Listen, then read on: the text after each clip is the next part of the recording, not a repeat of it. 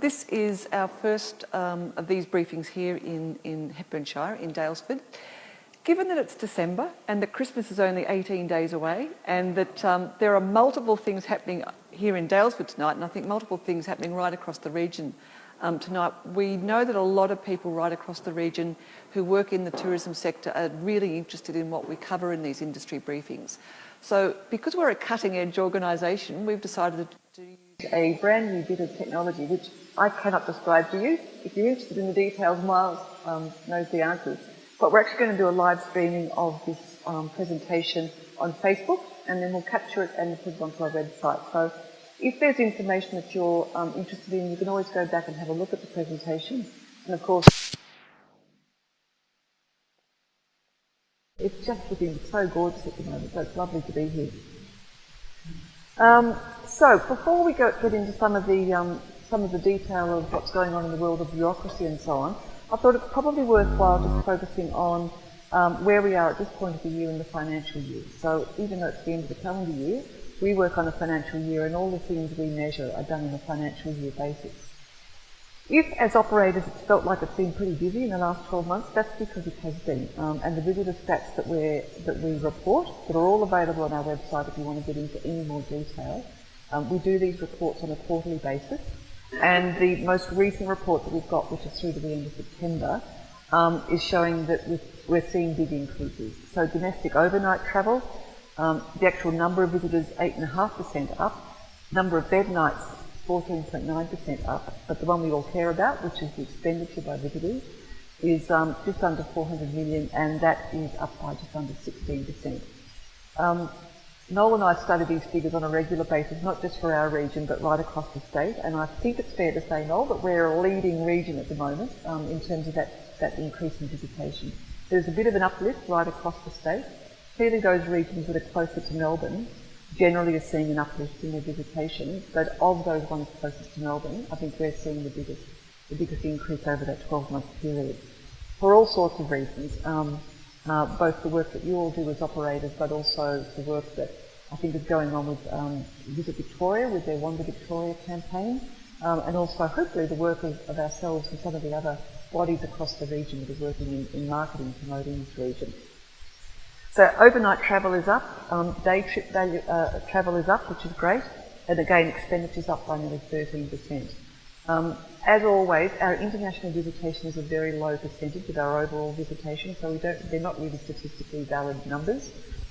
These are the ones that we really focus on, because these are the ones that are the engine room of the visitor economy. Their hero towns, certainly Kyneton Wood End.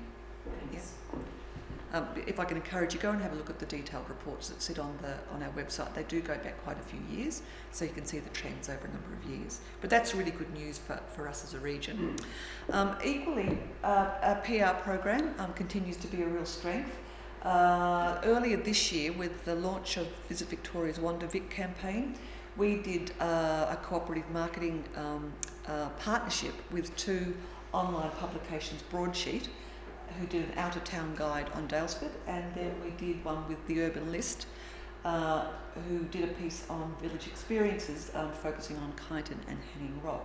They had great uptake, they had really great viewer numbers, and we know that really linked in very closely with the success of the Wander Vic campaign to drive that visitation out into the regions.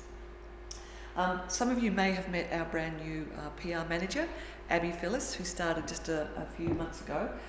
She's hit the ground running. She is a local, having moved here from WA, and in terms of both coverage that we've received and the upcoming coverage, we've got a really good cross-section of media that are showing huge interest in what's going on in the region, from the kind of dailies, The Age, the Herald Sun, through to online publications like Omni Magazine and 30 Summers, bloggers, but also the more traditional glossy magazines like Better Homes and Gardens. And interestingly, the New Zealand Women's Weekly did a really good piece on the area as well. Abby sends out a monthly newsletter to our database of media right across the country. So she's always looking for new and quirky stories to feature in that. We had one recently. There's an operator locally here in Daylesford who has bought 20 old postie bikes, motorbikes, you know, the old red Honda bikes, and he is running opportunity for people to use the bikes and travel around for a week, visiting areas in the region. So we promoted that in our newsletter, and we actually got a media outlet who said, yeah, they would love to take it up and do a piece on it. So just those really interesting ones, they're the ones that are really good to feed into that newsletter, because it just captures the imagination of all of those media outlets. Equally, and Miles, I'm going to flatter you now, Miles has been doing a great piece of work with our social media program, which he's been running for a number of years. Visitvic.com is our main website, consumer website for this region. And our database that's linked to that website has been growing at a phenomenal rate, I think we were sitting at that. The database was sitting at about 30,000 for a couple of years, and over the last 12 months we've got it up to 43,000 subscribers, which is a big uplift. And also we send out quarterly EDMs to that subscriber base, and we've got one of the highest open rates from our subscriber base from many of the other regions. So that's a really good opportunity to get our messages out to that very interested section of the market. Equally, our Facebook page has really grown. We worked really hard to give our Facebook page a personality that feels like this region. And our number of followers has just passed the 30,000 mark, which is great. We do a number of competitions and other ways of engaging with our Facebook followers.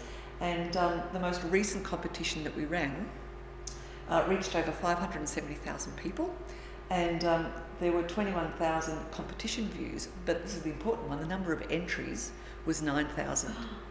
That's nearly double any other competition that we've done in the last few years, so that's fantastic. And those people who enter the competition are obviously interested in continuing to have a relationship with the region through all of our channels. So that's a real success story from our social media program. Equally, we've just had the 2016 Tourism Awards for Victoria. There were 8 businesses from this region that entered. I've said we had 4 that took home gongs. In fact, it was 5. Creswick Woolen Mills, I think, is the massive success story. They won the Gold Award for the best tourist attraction in the state. Isabella's at Kyneton, a small accommodation place in Kyneton, won a Silver Award for self-contained accommodation. The woman, Di Padgham, who runs Isabella's, is a great example of tenacity. She's gone in 3 years running. I think the first year she got to be a finalist, the second year she got to be a bronze, and this year she got the silver. So we're assuming she's just going to keep going till she wins the Gold Award for self-contained accommodation. The Sunbury VIC, which is in our region, won the Bronze Award for Visitor Information Services. That's a very competitive award category. Every VIC in the state goes into that. And the ones that usually win, the big ones like Frankston and so on, it was great to see Sunbury do well in that category. Birchgrove of Dalesford, a new tourism business, got a Bronze Award, and Baringo, again a new business over in New Gisborne, was a finalist for the Excellence in Food Tourism. So a really good cross-section of awards for us. Really heartening. Kerry and I put a lot of work into assisting businesses to go into those awards, because we do absolutely recognise how onerous the task is to write a submission. But I think in terms of the profile of the region, and I think in terms of the assistance it actually gives businesses in really helping them understand their business, it's worth the effort. So as much as we can, we try and really support businesses. So come the new year, we will be out there rattling the can and encouraging businesses to consider going in the 2017 awards.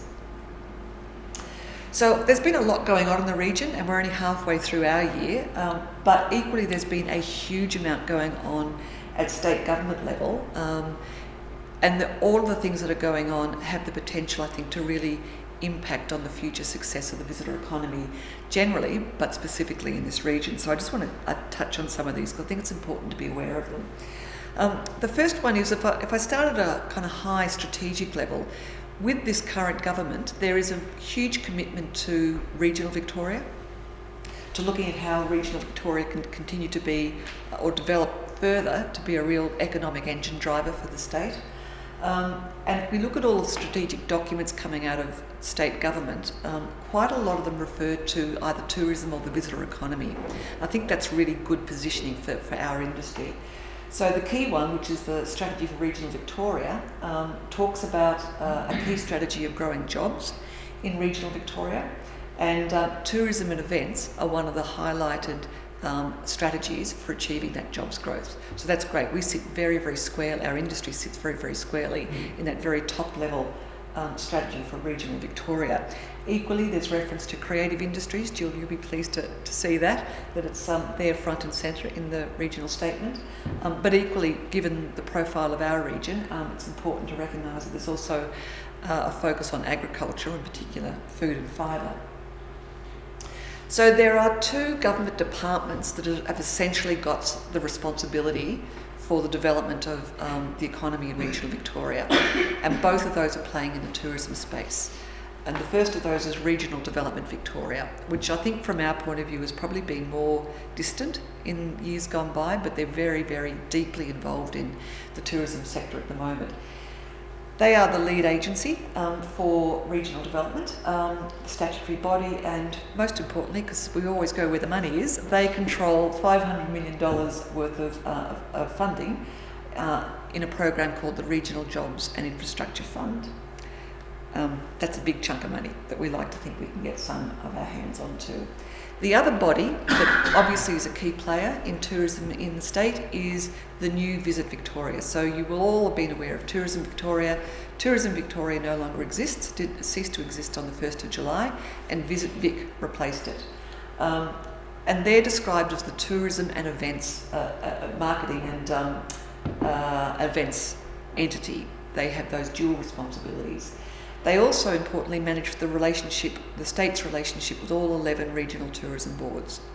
So even though we do much more than marketing or events, which is their focus, it's them that we have the primary relationship with. So it's a little bit, we're kind of still feeling our way about how all those dotted lines work between us as a tourism board and state government. Visit Vic is continuing with the Tourism Vic commitment to the campaign called Wander Victoria, which was launched back at the beginning of this year. That is intended to have a minimum of a 3-year lifespan, so we're just about to enter the second year of that campaign. And that will continue to have a focus on trying to persuade Melburnians to travel out to regional Victoria. That's its key focus. The other one that's important from our perspective is that Visit Victoria is responsible for the brand new $20 million regional events fund. So they now have a specific chunk of money and a reasonable chunk of money to support events in regional Victoria compared to the previous fund that was funding events in regional Victoria. That's a huge uplift. So again, the board and I are very focused that our intention is that money doesn't just all go to Ballarat, Bendigo and Geelong, which is where all the big events tend to happen in regional Victoria, but that regions like us that don't have those big population bases still have an opportunity to tap into some real money from that regional events fund. So that's the kind of key focus for that entity. It's still finding its feet. It's only 6 months old. So then in terms of the whole of the state, with those two bodies as the prime responsibility, just in the visitor economy, the government has set itself a very, very clear strategy. And in fact, all of the department heads, this is their main KPI for the next few years, which is to grow the visitor economy in this state by $13.4 billion in 10 years. That's a big chunk of money and a big ask. But everything that's going on within government and with regional tourism boards as partners with government is focused on that outcome. The most important thing to remember is that growth is probably going to be coming from regional Victoria because Melbourne is pretty well full. They can't put any more events into the calendar because there's no time in the year. Most of the hotels, you just can't get a bed at any time of the year. So that's kind of at capacity. So the general focus now is, right, what can we do within regional Victoria to really drive increased visitation, which in turn will help us all achieve that target of $13.4 billion over 10 years. I have to keep saying it because it's such a big number. So Visit Victoria, the new Visit Victoria are very focused on that conundrum. How do we do that? And the first thing that they've observed is that every region should review its brand positioning and ensure that it is as distinctive and single-minded as possible, because it's a very crowded marketplace out there amongst consumers, and we need to be very, very, very focused in what it is we're conveying about our region to consumers. All the regions need to be focused on their products and experiences that will make a difference and drive visitation. That's the mantra, and we talk to government. And that brand positioning, yes, it should inform marketing to drive demand, but also it needs to inform supply. What other products and experiences are needed in the region, or any region, to help drive visitation? So that's very much where we're focused on at a strategic level within the board, taking into account these emerging views coming from state government and from the new entity called Visit Victoria, and looking at how they apply to us in our region. So Judith, can I just ask a question? Sure. Are you looking at doing some regional branding activity or engagement with the region to establish and ensure that we have that distinctive branding in this region? That's an excellent question, which I'll come to in 2 slides. But make sure I've answered it sufficiently when I come to it.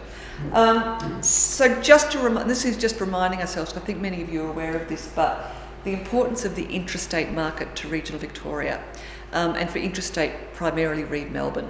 So the majority of visitors to regional Victoria, sorry, the fonts have gone a bit odd on this. So the left-hand graph is visitation, so where visitors are coming from.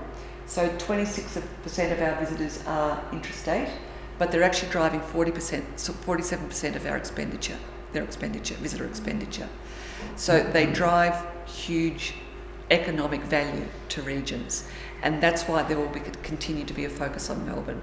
I hear all the time, why aren't we going after the international market? The international market represents about 4% of our total visitors. So if we increase that by 10%, we're only moving the dial slightly. Our current visitation from Melbourne is sitting at about 75-80%. If we increase that by 10%, we're getting a big uplift. So that's why we've got that focus on Melbourne. So that's just to remind ourselves. Just in terms of where Melbourne, I thought this was interesting, because I come back to this one time and time again. So this is about where do Melburnians travel. This is a general picture. And under the intrastate headings, you can see broken down by regions. This is a 10-year snapshot, so between 2011 and 2015. And during that 10-year period, visitation, domestic overnight visitation to this region grew by 31.7%. And you can see how that compares to some of the other regions. Probably the one that is worth a bit of an explanation is Grampians, because they grew by 86.7%, but they were coming off a very low base. And they've done a lot of work over that period to try and improve the range of experiences on offer in the Grampians. But generally, as a picture, we're sitting in a really good position in relation to the other regions. And equally with day trip visitors, we've had a 60% increase, just over 60% increase in visitation over that period. So our challenge is how can we continue that trend? I often get asked the question, well, how do we know when we're full? If we're getting about 4 million visitors a year at the moment, which is where we are, do we want 5 million? Do we want 6 million? What is our target? And I think that is a really interesting question, which I both myself and the board would love to engage more with industry and the region about it, because one of the things that I love about this region is I can drive around and I'm not in traffic jams and I'm not in queuing to go places. I go down the Morning Peninsula, as much as I love it down there. I can't tell you the number of times I've been stuck in traffic jams on those roads trying to get places. So I think there is a question about what's the right volume of visitation for this region. But we monitor those trends really closely. So again, just to close off on where Visit Victoria are and what they're driving all the regions to consider, these are the kind of key dot points that they're challenging every region to focus on. We need to be focused on how do we drive visitation, not just give people who are already here a better time, but actually get new visitors here and repeat visitation. How can we as an industry be absolutely focused on the customer, consumer-centric? I think that's a challenge for the industry generally, and certainly as I go around and talk to people in this region, people nod when I say we need to be really customer focused. So we know we need to keep an eye on that. We need to look at, so how do we define what's distinctive and what's our competitive edge as a region? To pick and hero our champions, because they're the things. As Ella has always said to me since the first day I arrived, you always put your best dress in the window. We need to really focus on what are the things that are going to get cut through with consumers. We need to focus on how we can market the destination within the limited resources that every region's got. And also, every region should really consider what is its core challenge, because it could be all sorts of things. For some regions like Gippsland, it might be increasing visitation. For others, it might be just general awareness. Particularly those that are further away from Melbourne, I think there's a real awareness question. Is it about dispersal? Is it about kind of seasonality and midweek versus weekend visitation? So that's exactly what we've done. We've gone back and looked at what is our region's response to all of this? And there's been a lot of work done, and I'm sure some of you have been involved in various focus groups with sticky notes on boards and things over the years. This region has had its branding done to death over the last 3 or 4 years. So what we've done is let's take all of that work and really roll it up to what's a contemporary expression of what our brand positioning has been. And the one we've landed on, which we are getting a really strong response to, is this concept of the wellness region. So in days gone by, I think it was spa and wellbeing, and certainly spa and wellbeing is a beautiful fit for this part of the region. As I move down to Sunbury or to further afield into Mitchellshire or Mooraboolshire or Bacchus Marsh, that concept of spa and wellbeing just didn't feel right. People didn't feel connected to it.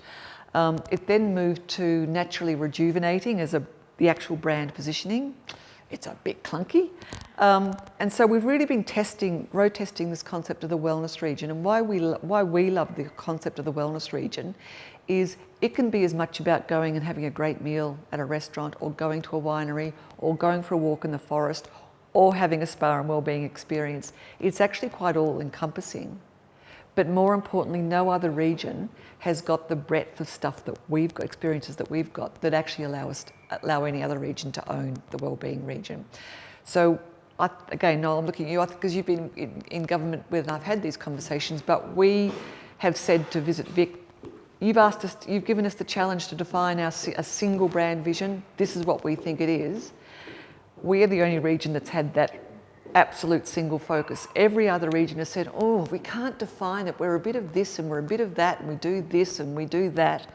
And that's what I think Visit Vic is trying to encourage regions not to do. Because a bit of this and a bit of that, you can go anywhere in the world and get a bit of this and a bit of that. It's about what makes you distinctive. So I think right now we're in a really strong position with government, because we absolutely have a clear focus on what our single positioning is. Therefore, the promise to the consumer that comes from that is any experience you get here will be naturally rejuvenating. Now, that's probably not the language that we'd use, but that's the essence of what we're trying to convey. We've also done our own work to look at, so what is the challenge for our region? And our region's challenge is actually not about visitation, because you can see from the trends over the last 10 years, our visitation's going up. So attracting visitors is actually not the biggest challenge. The biggest challenge that we've identified is actually getting people to disperse around the region. When we did our consumer research some 18 months, nearly 2 years ago, no surprises, everybody has heard of Daylesford. Everybody's heard of Dalesford. To a lesser extent, they've heard of Hepburn Springs or so on. So when we ask consumers, well, how well do you know Romsey? Or how well do you know Malmesbury? Or how well do you know Clunes or Creswick? Right down low. So we've got this issue that we've got this massive magnet, which is the Daylesford area, and our challenge is how do we actually get people to travel around the region? Because the beauty of the region is actually quite compact. It's actually easy to travel around, and there are great experiences around the region. So they're the kind of 3 things that are beginning to inform everything that we think about on both the supply side and the demand side, which I'll go into in a bit more detail. So dispersal. So everything, and I'm hoping that some of you have seen the information on this, but all of the marketing initiatives that Kerry's been out talking to industry about over the last 2 or 3 months are really about things that we know are assisting people to get to know the region and to get them to travel around the region. The visitor guide, we know the visitor guide's a success. We know that people keep it. We know that people use it to travel around the region. We're introducing a new regional touring map, which will sit as a partner to the visitor guide. Again, dispersal, helping with dispersal. A conference planner's guide to get people in the conference planning business to understand what our region's got to offer. An international product manual, because we actually do have really good international product here. It's not known, but we're going to push that into the international marketplace. We're doing inserts in the weekly review in the new year. Again, it's all about telling people who we are, what we've got to offer, and telling them all the various locations they can come and explore in the region. The regional wedding website, we know that we are a fantastic region for weddings and ceremonies, so we want to make sure everybody knows what we've got on offer. And of course, our social media program and our PR program will continue with that focus on let's get people to understand what's around the region. I was just wondering what sort of suburbs, Judith, the postcodes in Melbourne it goes to? Yep, we've got a list of those. Kerry, you know these off by heart. So what we're doing is we're actually sending out, the weekly review is going through the distribution suburbs in the Stonington and Boroondara Shire, also around Moonee Pond Shire, so people on this side, and then also our hipsters in Harleton and Northcote and then Fitzroy, Richmond, Abbotsford. So that's 250,000 by 3 inches. Sounds very good. Yeah, Visit Vic are deeply fascinated by this exercise. I think we're the first region to try and do something of this sort. So they're watching the what kind of success it drives very, very closely. So I'm really pleased with this one. So they're the things we're doing from a marketing perspective in partnership with industry and with local government. Too detailed to read, but I just wanted to show you that, which is really where these sorts of briefings now sit. So the board is very focused on, right, so now we need to make sure that industry keeps up to speed with all the things that are going on and make sure we have information flowing as much as possible. So we've done three things that have the three changes to our industry engagement program this year. We've set up a local government forum, which I'll touch on in a moment, a destination management forum, which I'll touch on in a moment, and then the industry engagement, which is that middle bit, which is actually about holding these sorts of sessions on a quarterly basis. In the past, I've been asked to go and talk to organised groups. So for example, it might be the Macedon Ranges Accommodation Association or the Macedon Ranges Vignerons Association.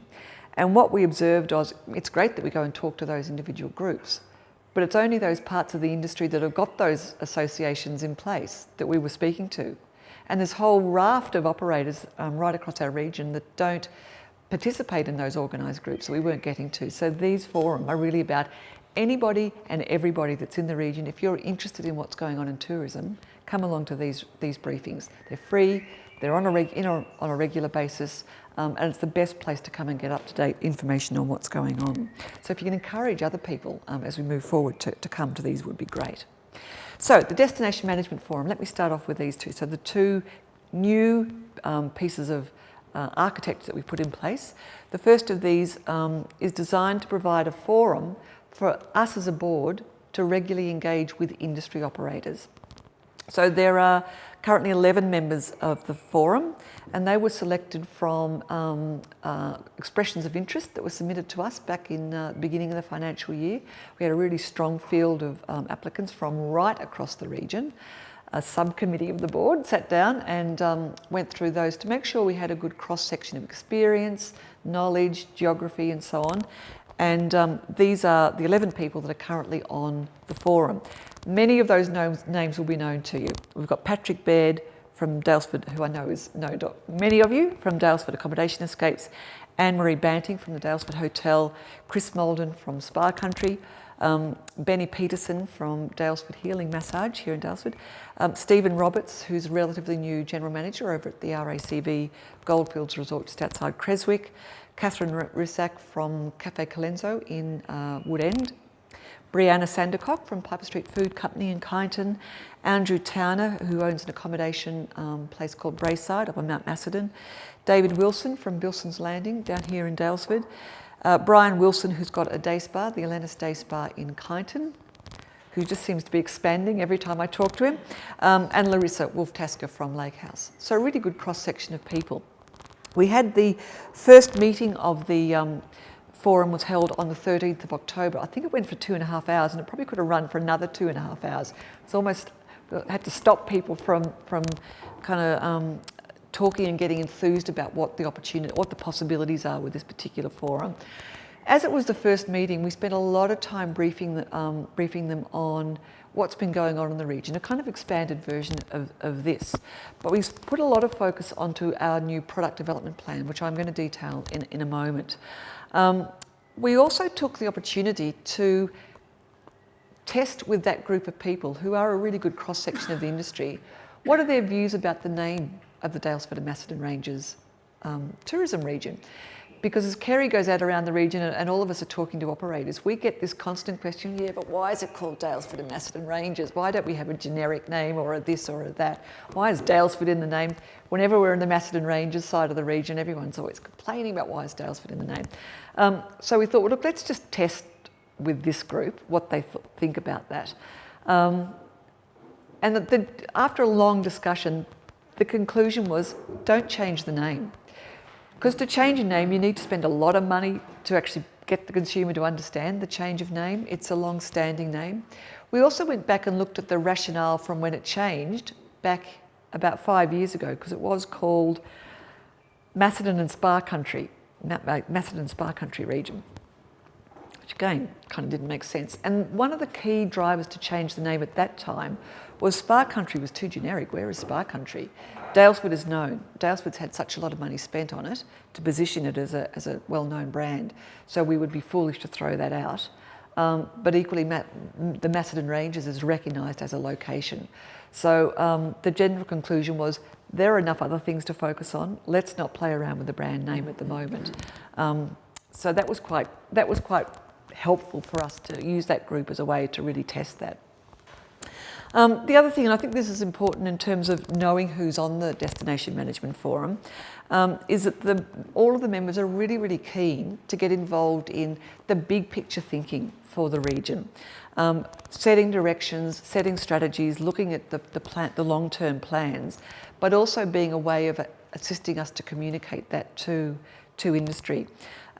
Equally, it's about two-way dialogue for a lot of those members. They're very keen that anybody, if you've got anything that you want to raise or kind of put on the radar, you can as much talk to those members of the Destination Management Forum as you can to us. They're our eyes and ears out around the region. So given that they are spread pretty evenly across the geography of the region, if you do have matters that you want to get onto our radar, as I said, either call us directly or speak with those members. We will be meeting quarterly, although I think there was some interest in meeting more regularly, but it's all down to time.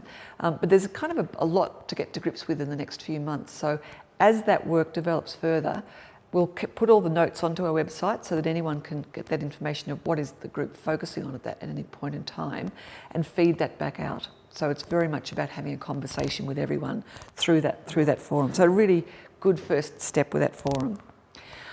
We also set up the Local Government Forum. The purpose of the Local Government Forum is to allow us as a board to better engage with local government in the region. We are a really complex region compared to all the other regions in the state. We have 6 local government areas, 6 local councils to work with. And more importantly, we are the only region, and I think that's right, that is split into 2 regional development Victoria regions. So we have to deal with 2 separate RDV offices. We have to work with 6 local councils who all have very different views about the visitor economy. We now have new councillors who've come in, so we have to start that education process again. So as the board's often said, we could do nothing but use our resources to communicate to local government and we'd still be stretched.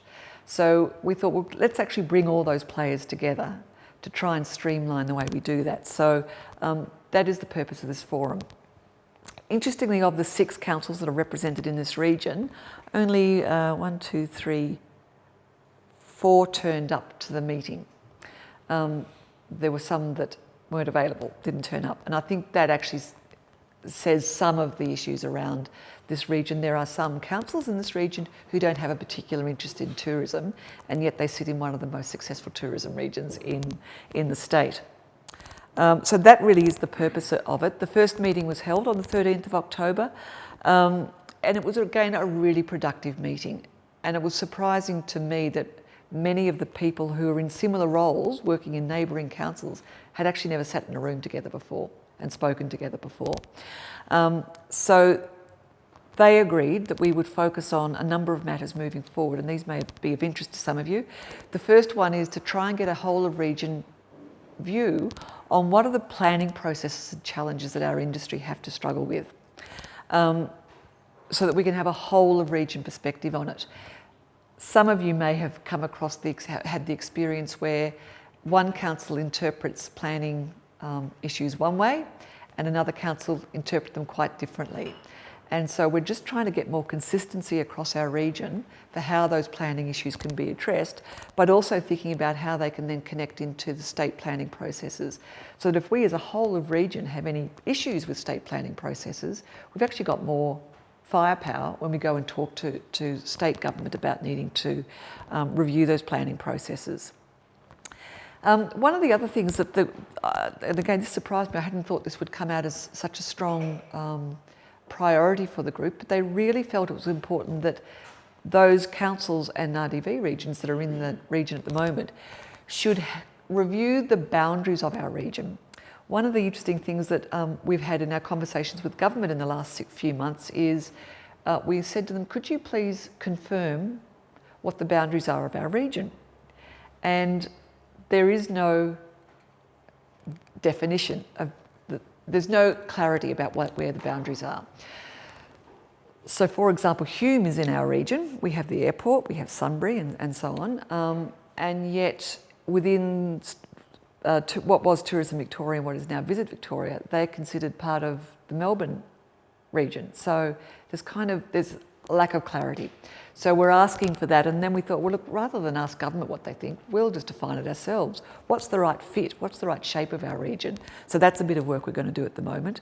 And interestingly, out of that has come already some reaching out from us as an organisation to places like Castlemaine, 20 minutes down the road, really strong experience fit with this region. And there are quite a number of businesses there that would like to play with DMR, and I think that's a logical thing. There are no hard and fast boundaries. Let's just play with the locations and destinations that fit best with what we offer. And then as part of the broader discussion that we had around funding and limited resources for everybody and so on, there was an agreement that we try and get a whole of region view of what is local government spending its money on. In terms of tourism, because different councils are doing different things. And the first one they really want to focus on is what is the role of VICs, the Visitor Information Centres. They're a relatively costly line item for councils. They've got a long-standing commitment to them. So what is the future of VICs? What's the way that we can really make sure that they're supporting all the other whole of region strategies that we have in place? Julie, I know you and I have had lots of conversations about what the VICs could and should be doing moving forward.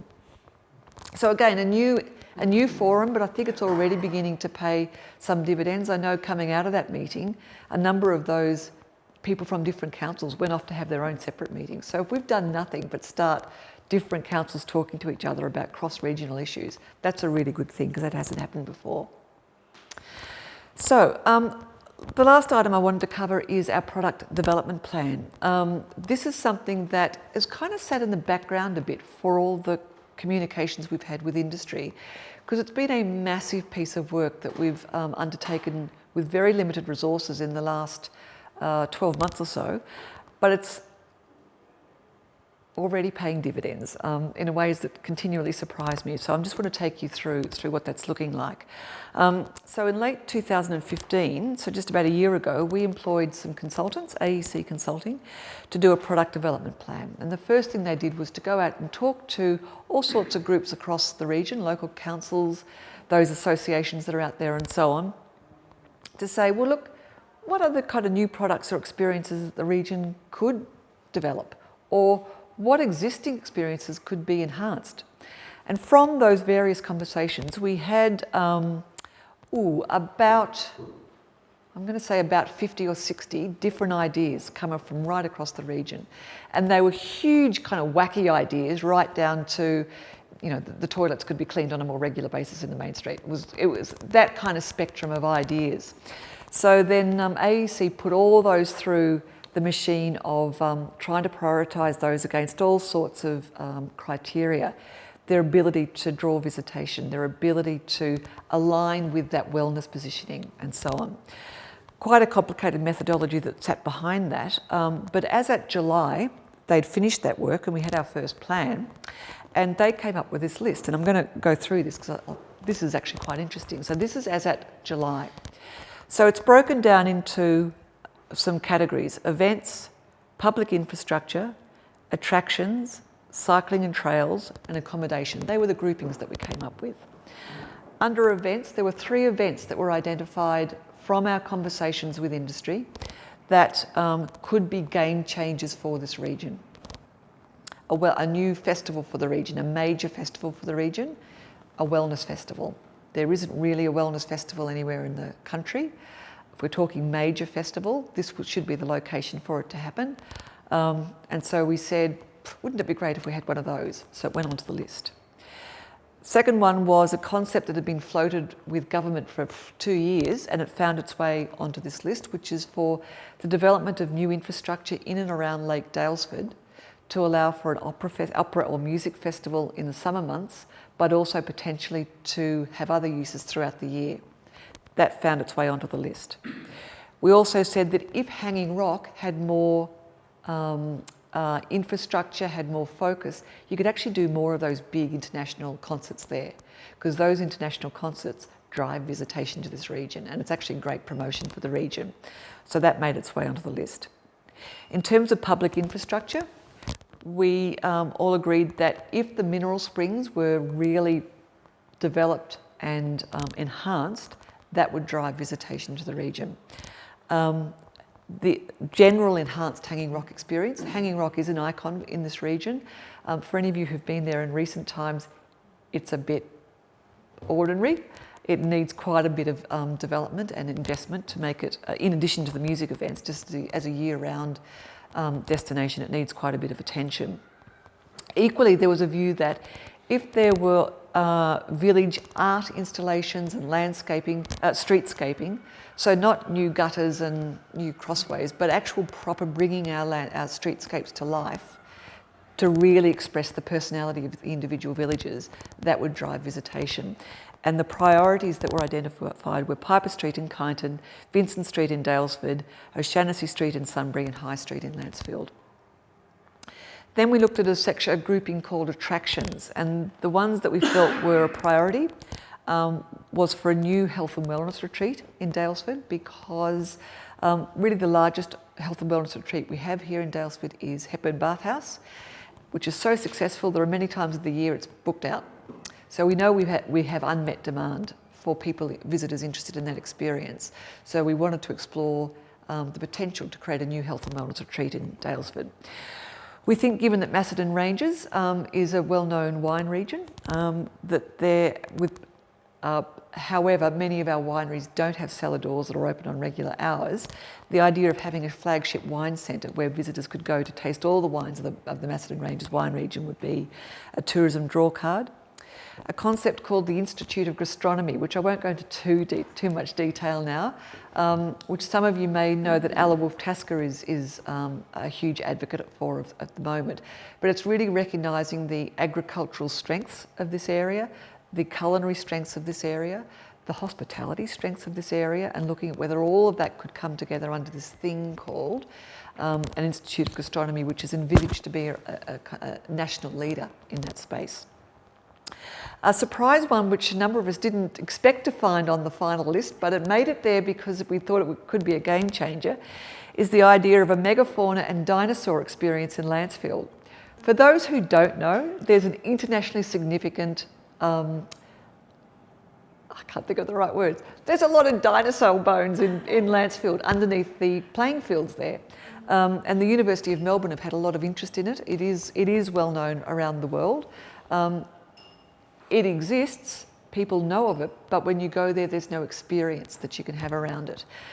Council has recently started what they're calling their Megafauna Festival, which they do in partnership with the Museum of Victoria.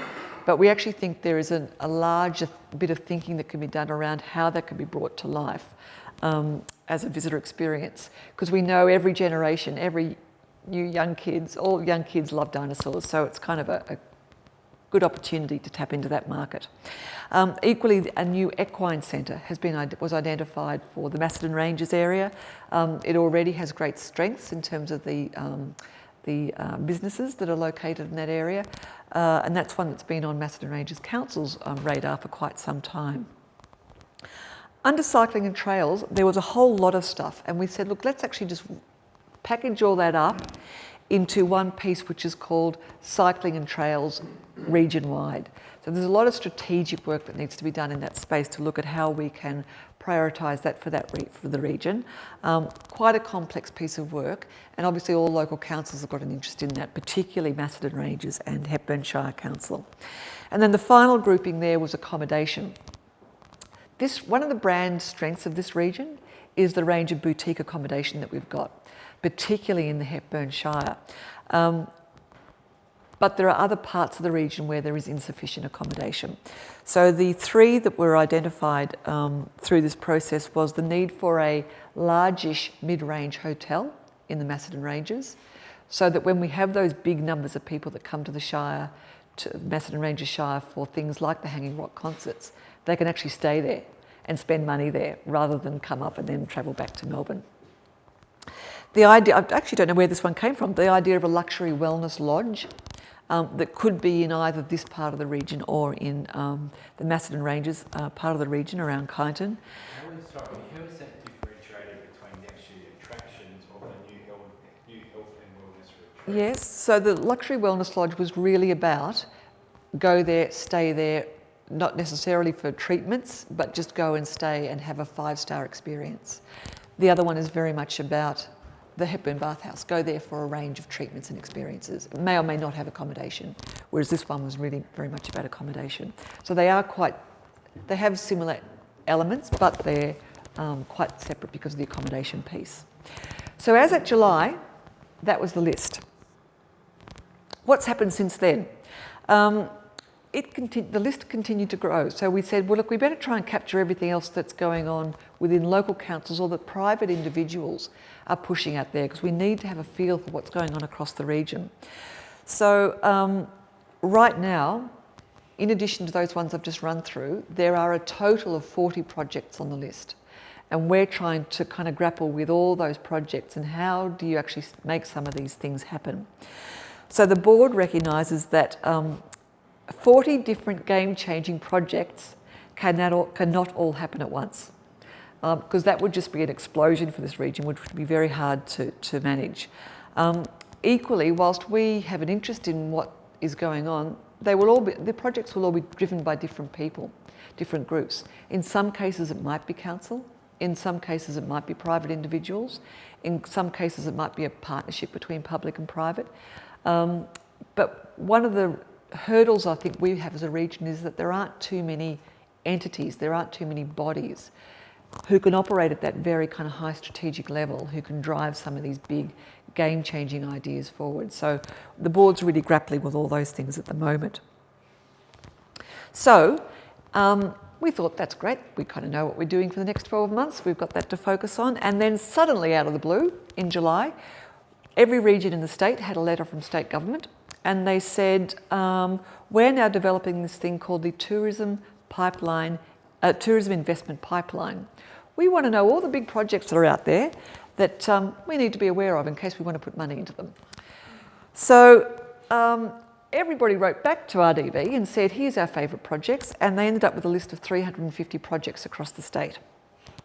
They went into a dark room and applied some kind of science, and out of that, they assessed them against a whole range of criteria, their capacity to deliver economic benefits, their alignment with state and regional priorities, and so on. And out of those, they put a chunk of money aside to do some feasibility studies. because they thought some of those 350 projects were shovel ready. They were actually ready to have investment in the actual infrastructure. But some of them, like most of the ideas on our list, were just wacky ideas that we thought could work, and a rough assessment said, yeah, they could actually drive something significant, but they needed some feasibility works. So they decided that they would fund 25 feasibility studies across the whole state. And of those 25, 3 were funded in this region. So I think we got more than any other single region, which is significant. And they were announced by Jala Pulford, the Minister for Regional Development, in late October. So, sorry, I've gone back. So the 3 projects that were funded in this region were, as selected by RDV, not by us, were the Opera on the Lake feasibility study, the Mineral Springs Tourism Master Plan. What can we do with the mineral springs to turn them into a tourism drawcard? And then the new Health and Wellness Retreat feasibility study. Any one of those is a huge undertaking. We're running 3 feasibility studies almost concurrently. And we initially said to government, yeah, look, we'll do those 3 if we've got 12 months to do them. And then they said, no, you've actually got to have them done by, well, initially it was the end of this calendar year, because we want to feed them into the budget cycle for government. Now, we saw that as a really opportunistic challenge, I think, because if government is investing in feasibilities and wanting to align with future government funding processes, we think we're at a point of time as a region where we have the best opportunity that we've probably ever had to get some serious investment into the region for things that will fit really well with our region from a branding point of view, but will also drive visitation and allow us to deal with the competing markets that we've got in some other parts of the state. I think particularly around the Mineral Springs Tourism Master Plan and the new Health and Wellness Retreat, one of the things that government has recognised is it's actually put a lot of money into this region over the years from a marketing point of view for marketing Daylesford as the spa and wellbeing capital of Australia. But you know what? Mornington Peninsula with its hot springs is snapping on our heels, and they're doing really well. And for a lot of consumers, when they think of spa experiences, the first thing they say is Mornington Peninsula. So we actually need to, and government wants to think about, so what can we do that's different in this region to make sure this region doesn't fall behind, that it actually stays at the cutting edge of what's going on in that space. So that's great. We've got 3 projects running, but then that's not all, folks, because then government said, well, we've got this new regional events fund, and on your list is a thing called a new wellness festival. Why don't we fund you to do a business case for a new wellness festival? So blow me down, they gave us money to do that as well. So I think we have to have that one completed by March. So all of these things are being done right now, and that's just these 4 projects. We'll get through those, but we're not going to take our eye off those other 36 projects that are on the list, because some of those are being taken forward by people, or they're opportunities that will be lost if we don't actually do something with them now. Things like the Institute of Gastronomy that Alla and others are really excited about. The challenge with that is no one can quite get their head around what it is. And yet I think we all just know instinctively we're the right region to do it. Whatever it is, it should be here. So it's just about not losing that momentum and losing the opportunities, but more importantly, making sure that our ideas don't get pinched, which is why we've been quite conservative with how far we've been discussing this, because other regions are highly competitive. Some of our ideas are quite out there from a tourism point of view, and we're quite protective of making sure that if this region's had those ideas, we want to make sure they happen here. So we will certainly, as these projects start to land and we get those reports and we start to build enthusiasm and buy-in from around the region with these projects, we'll certainly feed out more and more detail. But I think it's really important from your planning of your own businesses to know that these sorts of big things are potentially going to happen in the region, and that should be a benefit to everyone, anyone and everybody who works in the visitor economy in the region. Yeah. The other one? Yeah.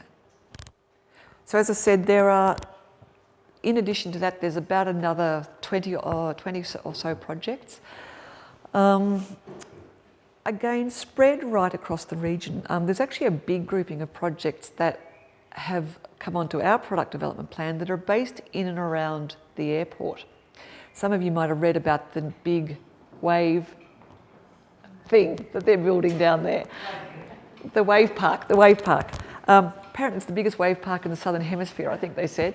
Now there is one view that says, well, you know, anything like that is actually going to be for Melburnians just travelling to the outskirts of Melbourne.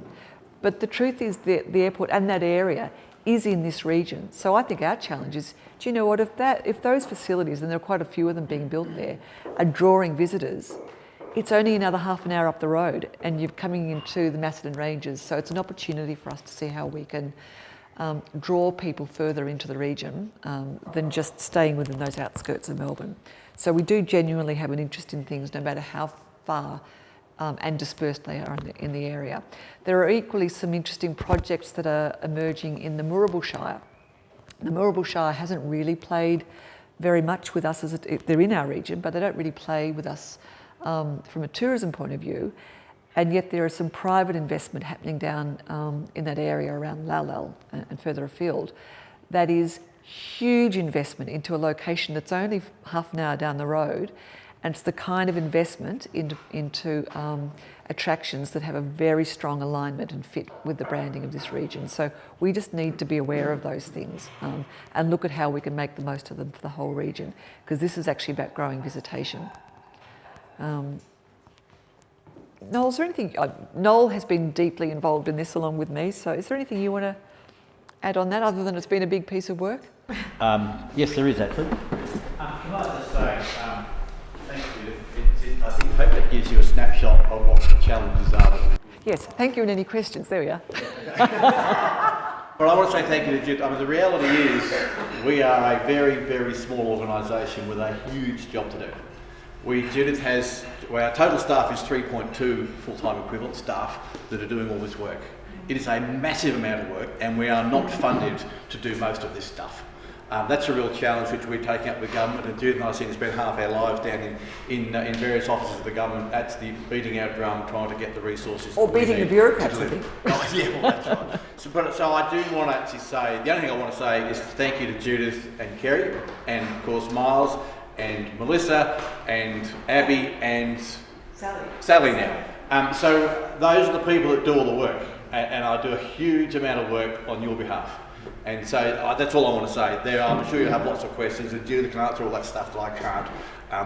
She does all the work at her team. But we do need to recognise what they do, because it is a massive task that we've got on right now. But it's the best opportunity we've ever had to transform this region. Yeah, our region's had millions of dollars poured in, but it's never driven the potential transformation that these projects are. So that's why we're working so hard. And you know what? We know there's more coming. These are just the ones we know of right now. There's about 3 other projects which are going to land from the other part of the region, because we go through 2 RDV regions. The Macedon side is based in Bendigo. All this stuff that we're dealing with is coming out of Ballarat and the Ballarat regional office. We are just starting and expecting the Bendigo regional office to land their projects on our doorstep anytime soon. The reality is we are absolutely stretched to max. So I just want to say that. Thank you. Thank you, Noel.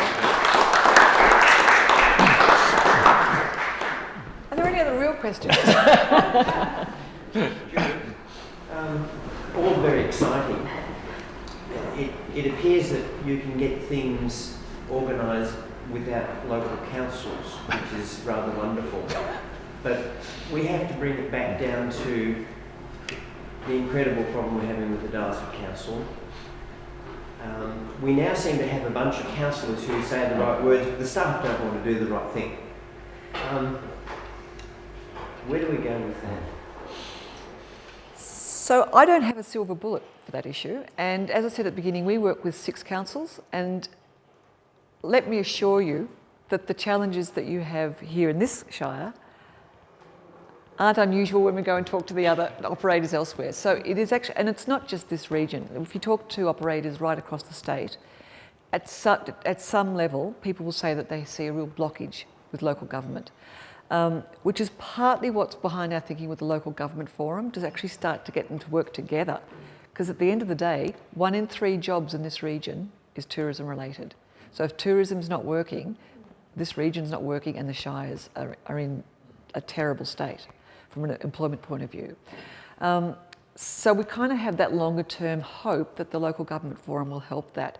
Equally, whilst we've talked about, we haven't really referenced local government in that product development plan, the truth is, sometimes kicking and screaming, but the truth is that local government has been an integral partner in doing all of that. With both the Opera on the Lake project and the Mineral Springs Tourism Master Plan, councils put money into it. They sit on the project steering groups. They're actually connected into the project. Therefore, they will be part of the rollout of those projects. So we're kind of leading them by the nose a little bit, but we recognise it's easy. And I guess one of the challenges working with local government is, you know, we can spend huge amounts of time going and talking to councillors and getting them to understand the importance of the visitor economy and how it works and where they sit in the scheme of things. You have an election and you get a whole new set of councillors, and you go right back to square one. And I think what we find is that the staff working for councils find it difficult to be part of both educating and actually being reporting to a council. So it's actually quite a complex piece to try and work with. We absolutely understand where there are barriers. What we always say to operators is, if you've hit a particular challenge with council, come and talk to us, because it means that we can go in and at least have conversations to help address some of those challenges, those hurdles. We'll do it. There's an operator out at Glen Lyon at the moment who I went and spent a good couple of hours with the other week, and they just told me their woes of dealing with council to try and get a planning permit through. In that instance, I've been more than happy to write letters of support and to actually explain to council why that development fits into the broader strategy for the region and why it's important. So we're happy to do those things if it's going to help. With these feasibility studies, if they go through and we get the okay to go ahead with them, how does the expressions of interest go out to investors in running these big projects? I don't know the answer to that. Part of the... Pretty serious thing. It's a bit like Yeah. the Hepburn bathhouse that had to go out to tender. Yeah, so with each of these, they're all big. So there'll be a number of steps. So the first thing is, does it stack up from a numbers point of view, which is really what the feasibility study says. If it does, each consultant doing those pieces of work will be asked... Oh, thank you. Will be asked to identify what is the pathway to delivery. Now, that might mean that we need to do a further piece of work to do more detail, or it might mean we need to put together an investment prospectus and go out with a planned process for approaching investors. Each one's different. Some of those projects will require public investment, state government or federal government. Some of them will be purely private investment. So it's kind of horses for courses. We just need to see what the outcome of the feasibility will be. But the overall goal for state government, as much as us as a region, is investment attraction. That's what we want. Because even with the best will in the world, government's can't fund everything that's needed. So it's about making the region and the state attractive to investors. I'm in Macedon with business courts in Clear Country House at Trentham East. So I think it's fantastic all the work that's been done, and I think they're great ideas. I guess looking at Trentham, situated in the middle of a lot of what's proposed and so on. Yeah.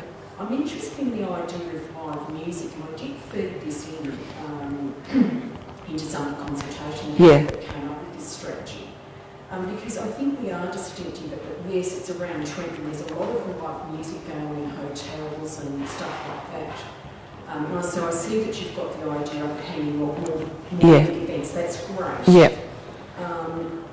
But I just has consideration been given to the idea of, if you had the funds, of employing a permanent event manager as part of DMR Tourism that could help set up more professional music events across the region of different types of music. Like, I know the Wood End Music Festival goes extremely well, so that's Wood End, that's not Dalesford. And there is a constant, I know you've told us all the time, but if we could spread out what's going on across the region. Yeah. And I just think more live music events of different kinds across the region that may need to be supported by, a half-time professional manager or something in your office. Yeah. But, So in my wildest imagination, I would have the money to employ event managers to create music events. The reality is that won't happen. And the reason why it won't happen is that state government fund us, not a lot of money, but they do give us some money, and it's not within the remit of an RTB, a regional tourism board, to do that sort of thing. That's the role of councils. Councils. Or private individuals. There's nothing stopping private individuals from setting up music events. That being said, one of the observations that we've made to government is that the nature of this region is it's a lot of small villages and it's a lot of relatively poor councils. We don't have a big population base in this region. And so there may be another construct that's required that actually allows a bit more resource to be put in place to help facilitate different sorts of events like music events. So I don't have the answer to it, but it is... Concerts hanging off, yes, great, the idea of offering the Yeah. But why couldn't we be known as the live music region as well, which fits in under the banner of naturally reduced Wellness, it fits under wellness perfectly. Yeah, yeah, yeah. So why couldn't we be known for live music throughout the year of all different sorts? Yeah. So again, great idea. It's about so who is actually going to create those experiences. Yeah, yeah. I know, yes, Yeah. I don't think we can do I that. know you're thinking bigger, but I mean, that does exist. And it's very popular. Yes, people come from Melbourne, particularly for this music in a variety of... Are you aware of it, Judith? This music organisation, private organisation? Yes, I am. Yeah, yeah. And there are a number of music events that happen across the region. There's the Wood End Winter Arts Festival. There's yeah. So there are event managers in council. State government, I don't think would be particularly interested in a state-funded body like us replicating a role, a responsibility of local government. It's just that you pour a great deal of money into infrastructure, which is what I can see perhaps is being thought about. But couldn't we pour some money into people that could create the events? So the only wisdom that I can impart to you is that it's relatively easy to get money from government for infrastructure. It's bloody difficult to get money from government for people.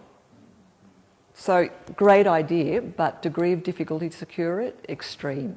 Which is why we need to look at what are the existing resources that the region's got and how do we make the most of those. Great idea, but really hard to land. Just another point there about events. One of the things that I found this year, and I don't know whether any of the other operators did, but I think sometimes, especially committees, you know, like the Swiss Italian Festa and the Chill Out and, you know, those events, I think we struggle actually to get committees every year to create something new.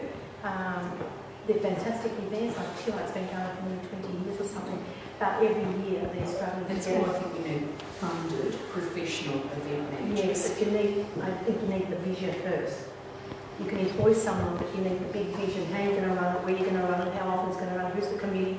It takes more than just one event manager to actually... We have made the argument to government, we haven't got anywhere with it yet, but at least we made the argument that the biggest vulnerability that our festivals and events have in this region is that they're all run by volunteers and they're all small and they can't have, there's not reliable year-on-year funding from council.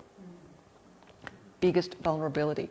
Even those that look like they're really well established and secure, like Chill Out or Lost Trades Fair or Booktown, let me tell you, they all operate just as much on a knife's edge as some of the smaller community events. So it's a general problem. We're trying to find a big picture solution to it, but it's not going to be easy because, as I said, relatively easy to get money for bricks and mortar, really hard to get money, ongoing money for people, really hard. But we know the opportunity's there, which is true, yeah. Any other questions or are you ready for a drink? Yeah. If you do have any thoughts, just come back and talk to me or to Kerry or to Noel. Thank you all for coming.